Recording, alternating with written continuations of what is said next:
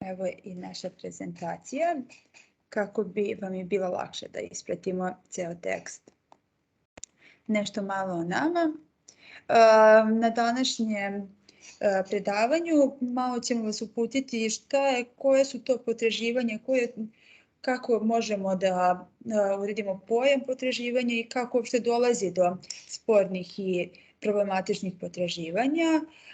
Nastavit ćemo na temu šta ako ne dođe do dobrovoljnog ispunjenja obaveze nakon što su isporučene određene usluge ili roba ili bilo koji drugi vid produkta koji nastane tokom poslovanja. Onda ćemo se usredsrediti na to koje su vrste naplate i načini naplate potraživanja u smislu da tu imamo dobrovoljno, odnosno vansudsko namirenje, što nam je u krajnjem slučaju i možda svima najpovoljnije, sudsko namirenje, onda možemo vam kratko ćemo vas uputiti o pravilima izvršnog postupka, parničnog postupka i na kraju arbitraže kao alternativno za sada i ne tako rasprostranjeno kod nas načina rešavanja sporova, ali isto tako nečega što može biti jako korisno kada se uređuje samo poslovanje. Kao što je Teodora rekla, šta je najbitnije kada ulazimo u samo poslovanje sa bilo kojim poslovnim saradnicima, jako je bitno, pogotovo ako se uspostavlja neki dugotrajni poslovni odnos, ali ne samo u tim slučajevima, nego i u bilo kojim ostalim situacijama, najbitnije nam je da znamo sa kim sarađujemo.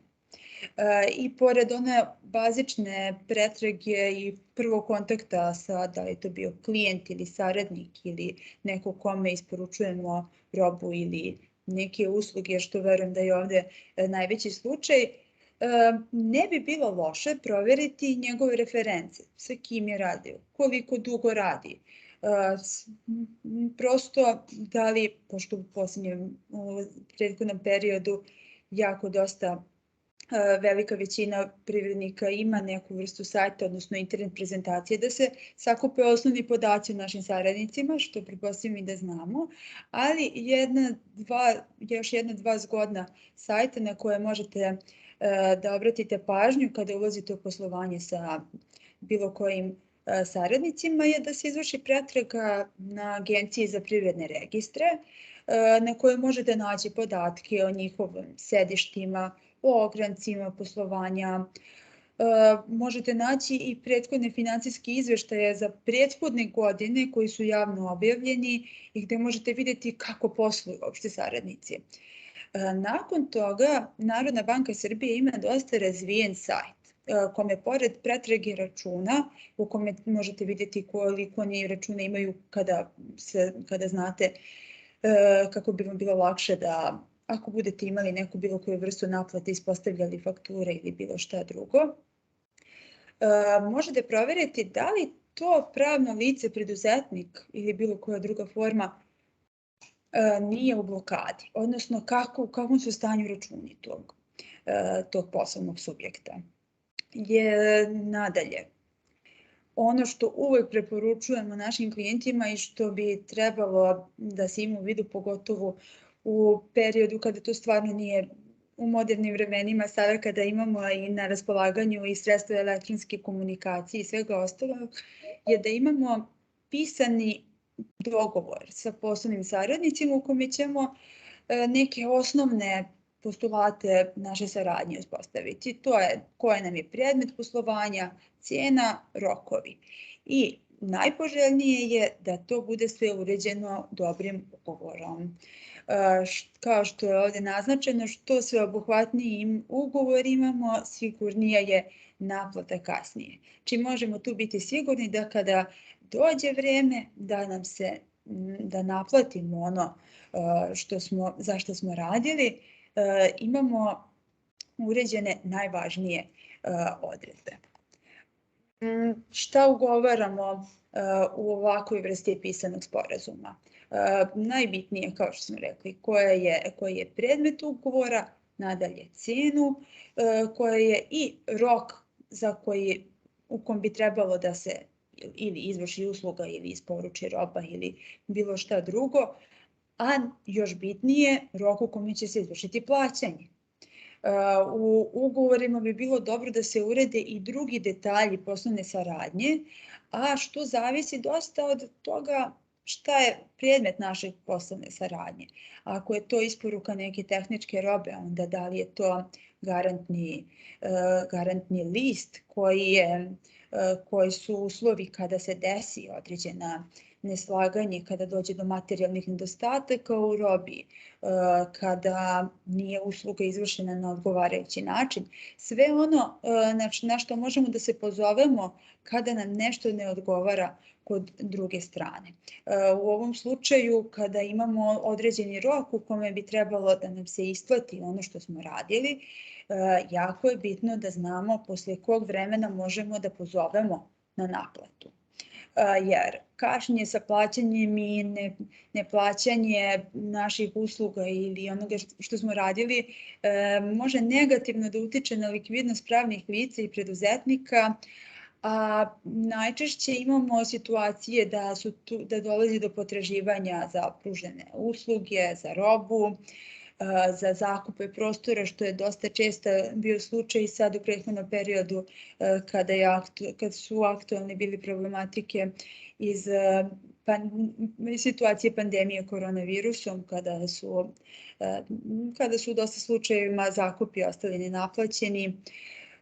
Zatim dati su i određeni zajmovi u nekim slučajevima, pa je tu bilo bitno u kom roku će se vratiti. Naravno, u slučajevima kada dođe i do stečaja kod pravnih lica, moramo da znamo koje su tu i pravila potraživanja i stečaja. Zatim imamo tu različite osnove na koji mogu da nastanu potraživanja, a mi smo ovako segmentirali neke uobičajene vrste naplate i to na vansudsko potraživanje, odnosno na načine dobrovoljnog ispunjenja obaveze i potraživanja. Onda imamo sudske naplate potraživanja i to među najbitnije možemo da izdvojimo kroz postupak izvršenja, a drugi naravno kroz parnične postupke pred nadležnim sudom. Kao treće, već smo pomenuli arbitražu u kojoj je neka alternativa sudskom rješavanju sporova, ali u kome može se i brže i lakše doći do svojih prava. Šta nam je kod vansudskog namirenja potraživanja bitno da napomenemo? Nekako to je najpovoljniji ishod koji možemo da priželjkujemo svi kada imamo poslovne saradnike i kada radimo sa nekim, da li bilo kraći, bilo duži vremenski period i kada dođe do kašnjenja u naplati, uvek možemo da pozovemo dužnika da nam isplati svoju obavezu, odnosno cenu, mirnim putem. Naravno, ako na prvi poziv se ne odgovori, onda uvek mi savjetujemo klijenta da se pokuša da se dođe i do drugog nekog poziva.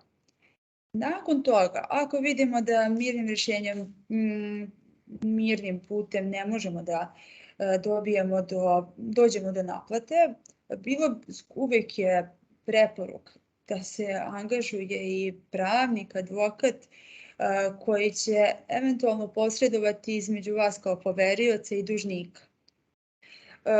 Tu imamo različite mehanizme koji bi bili predmet vansudskog namirenja, odnosno dobrovoljnog namirenja, a kao prvi korak advokat bi poslao opomenu pred utuženje. Što bolja opomena i što je detaljnije uređena, ona može imati dobrog efekta jer se u opomeni pred utuženje, odnosno izvršenje, predočava dužniku da će u narednom periodu, ako ne ispuni dobrovoljno svoju obavezu, njemu biti predočeni i mnogo veći i ozbiljniji troškovi što izvršnog postupka, što parničnog postupka. Nadalje, na ovaj način mogu se sačuvati dobri poslovni odnosi između vas i druge ugovorne strane i između privrednih subjekata, te da će se u budućnosti dalje nastaviti poslovna saradnja. Dobrovoljnim načinom ispunjenja ne mora se samo izvršiti novčano obaveza, već se mogu se ponuditi dužniku i mogućnosti da se dug ispuni uzimanjem stvari ili prava u zalogu dok ne dođe do konačnog namirenja, da se da jemstvo od strane nekog trećeg lica da se izvrši obaveza. Znači, možemo uraditi nakon toga i određeni sporazum sa dužnikom u kome će se promeniti način izvršenja ugovora, pomerit će se rokovi i to, na primjer, kroz vansudsko poravnanje. Možemo urediti da dužnik da vama kao poveriocu bankarsku garanciju ili bilo koji drugi način obezbeđenja koji će garantovati da će se u nekom narednom periodu vama ispuniti obaveza, a da će u slučaju da do toga ne dođe, da ćete vi biti u mogućnosti da iskoristite ova sredstva i da prinudnim putem ostvarite svoje potraživanje. Od drugih načina vansudske naplate također možemo da primetimo i preuzimanje duga, da restrukturiranje duga, kao što smo spomenuli, da se dug ispuni u ratama, da imamo u posljednje vrijeme i situaciju da se pojavilo da lepo i funkcionišu factoring kuće koje preuzimaju stvari potraživanja na sebe i nadalje vrše sve one radnje koje biste vi potraživali. To su slučajevi kada su brojne potraživanja u pitanju i ne mali broj, ali isto tako nešto što se može uzeti u obzir. Nadalje će moja koleginica preuzeti i reći nešto malo više o načinima za sudsko namirenje. Ja ću sad u prenudnom delu prosto ove situacije koje je Danica pomenula su svakako, da kažemo, najpoželjnije u praksi jer su najbrže, najčešće se pored njih, uz njih se najčešće između strana koje jedno drugoj duguju, najčešće se nastavljaju poslovni odnosi, poravnaju se, neko preuzme dug i tako dalje i tu se priča završava, oni nastavljaju saradnju. Međutim, u praksi se često desi da i pored svih tih silnih dogovora između poverioca i dužnika opet ne dođe do naplate, tako da poveriocu u tom slučaju stoje na raspolaganju određeni sudski i vansudski postupci.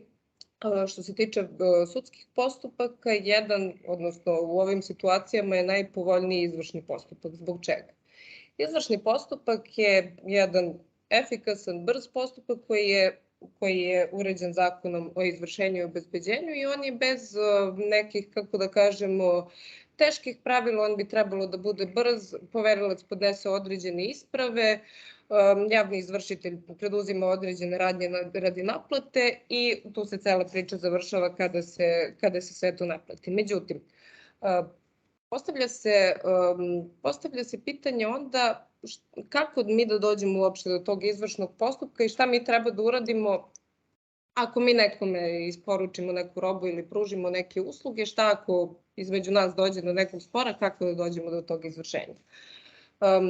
Tu se suština priče nalazi u tome da vi prilikom poslovanja bi trebalo da vodite računa, trebalo bi generalno u poslovanju da se vodi, osim toga da ugovori budu detaljni, opširni, da se pazi na sve moguće detalje koji zapravo mogu u praksi da budu sporni, jeste i da o izvršenim uslugama, isporučenoj robi postoje određeni pisani tragovi. Sad, ti pisani tragovi koje ćete vi ostaviti svom dužniku nemaju svih kvalitet ovih isprava koje su pogodne za izvršenje, već zakon prepoznaje dve glavne kategorije i dve jedine kategorije tih isprava koje su pogodne za izvršenje, tako da naš zakon poznaje izvršne i verodostojne isprave. Razlika između izvršnih i verodostojnih isprava je u samom postupku izvršenja. Kod verodostojnih je izvršenje nešto brže, drugačiji su rokovi, kraći su, nema odlaganja i tako dalje. Međutim, bez obzira da li je izvršna isprava ili je verodostojna, direktno se može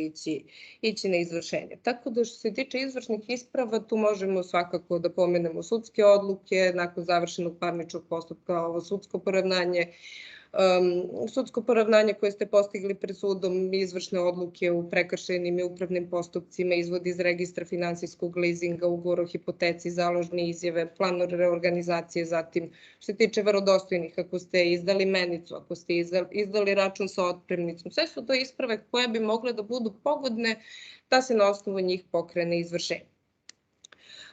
Kada se pokrene izvršenje, vi podnesete ispravu, javni izvršitelj preduzima određene radnje kako bi se potraživanje naplatilo i njemu stoji na raspolaganju jedan ceo set, kako da kažemo, mera protiv vašeg dužnika. Može da se desi da mu proda određenu nepokretnost, da proda određene pokretne stvari, pa čak dolazi u obzir sada kada imamo u vidu privredno poslovanje, čak i prodaja udela može da dođe u obzir kako biste se vi naplatili. Tako da on u tom slučaju član bi mogao da izgubi sva prava koje ima u kompaniji.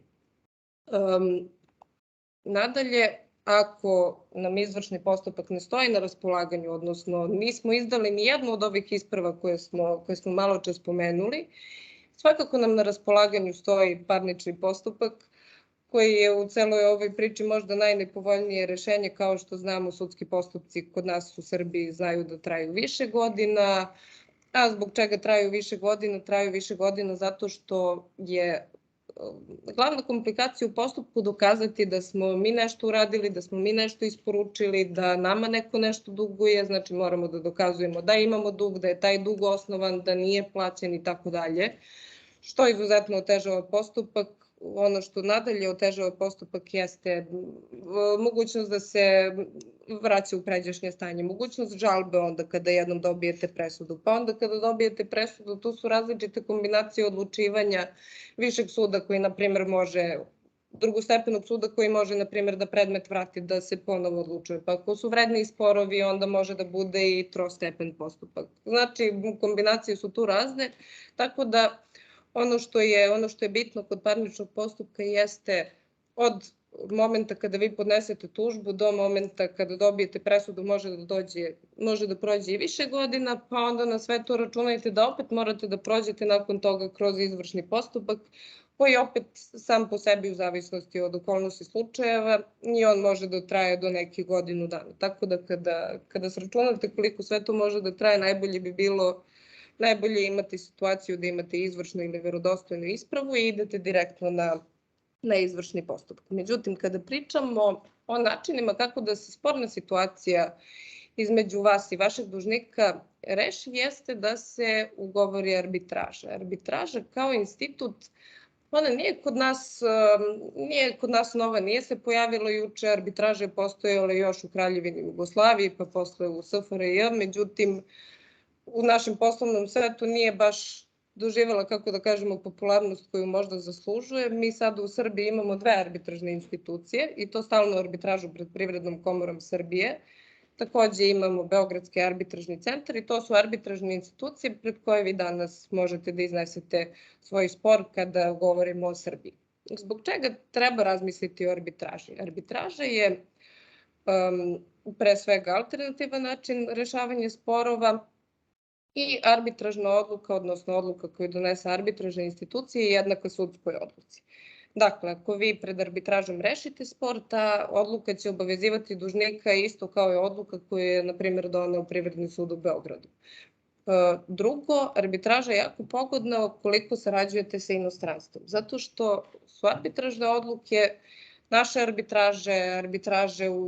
arbitraže u inostranstvu, sve se one mogu po kratkom postupku izvršiti u našoj zemlji, zahvaljujući međunarodnim konvencijama koje je potpisala naša država.